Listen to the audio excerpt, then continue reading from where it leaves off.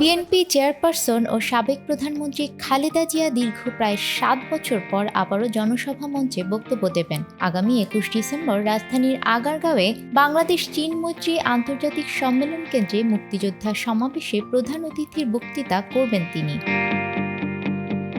মহান বিজয় দিবস উপলক্ষে বাংলাদেশ জাতীয়তাবাদী মুক্তিযোদ্ধা দলের উদ্যোগে এ সমাবেশ অনুষ্ঠিত হবে।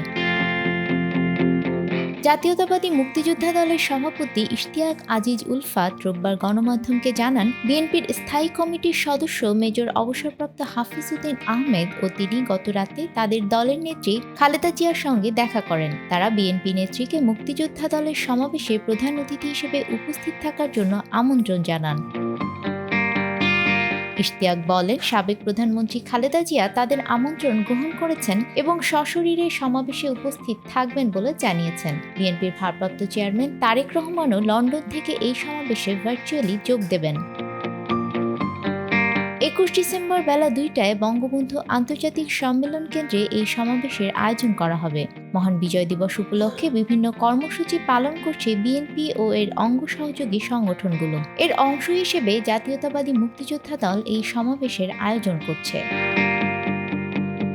বিএনপি চেয়ারপারসনের প্রেস উইংয়ের সদস্য সাইরুল কবির খান বলেন, মুক্তিযোদ্ধা দলের উদ্যোগে আগামী ২১ ডিসেম্বর ঢাকায় চীন মৈত্রী সম্মেলন কেন্দ্রে মুক্তিযোদ্ধা সমাবেশ অনুষ্ঠিত হবে বলে জেনেছি। শারীরিক অবস্থা ঠিক থাকলে সেখানে বাংলাদেশের প্রথম নারী মুক্তিযোদ্ধা ও নারী প্রধানমন্ত্রী বিএনপি চেয়ারপারসন খালেদা জিয়া প্রধান অতিথি হিসেবে উপস্থিত থাকবেন।